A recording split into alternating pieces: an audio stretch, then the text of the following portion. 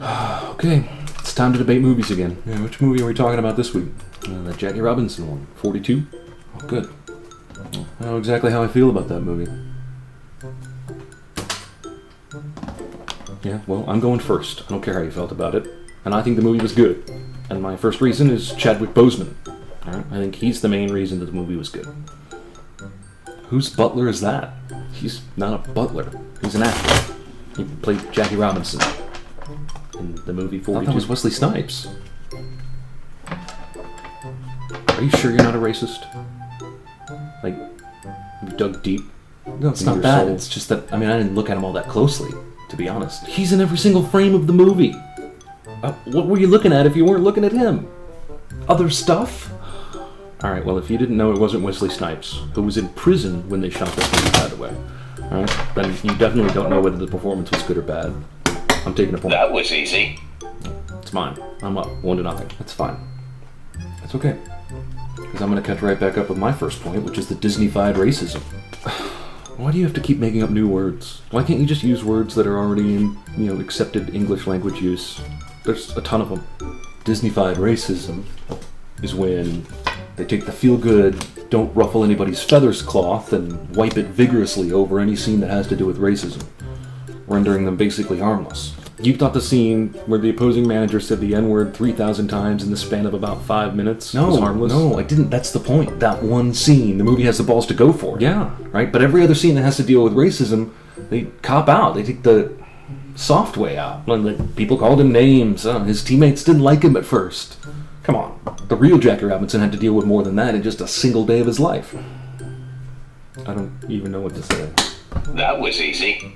Alright, fine, my turn. Harrison Ford. I thought Harrison Ford was awesome. What? You didn't like Harrison Ford's performance? Come on, you didn't like him? He was so far over the top, he went sliding down the other side. You did not just say that. I know you didn't just say that. If he'd have been any more cartoonish, they literally would have had to call his character Burgermeister Meisterburger. So, a guy has, an accent and a little bit of a limp, and he's a cartoon? Dude, he has Popeye face that whole movie. Come on. Now, this is not even a case closed.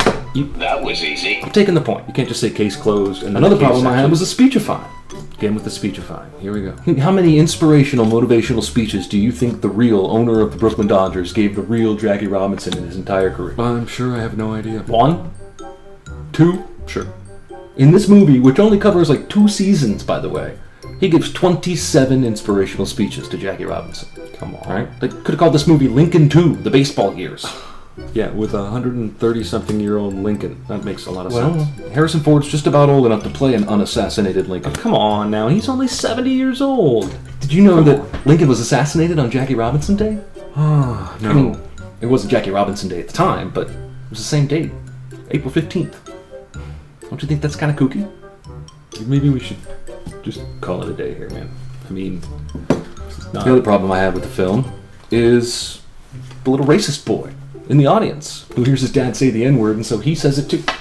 Right? In the cheesiest scene since the ending of The Postman. Well, you really don't like The Postman, easy. Do you? Another problem I had is Sammy Sosa has a cameo in this movie, in The Stance. What? No, I'm 85% sure it was him. Why would they give Sammy Sosa a cameo in this movie? Because he played baseball. Well, so did Cal Ripken. Yeah, but he's not African American. Neither is Sammy Sosa. Now who's an idiot? You! The answer to that question is always going to be you. Sammy Sosa is Dominican.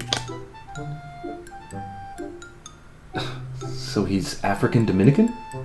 Wow, they are really going to call you racist after this video. No, he's from the Dominican Republic. It's a country. Is it anything like the Banana Republic? Yes, it's right next door. Oh, well then I know where that is. You might know the store on the other side too. It's called Nota Republic. Yeah, what do they sell? Stamps.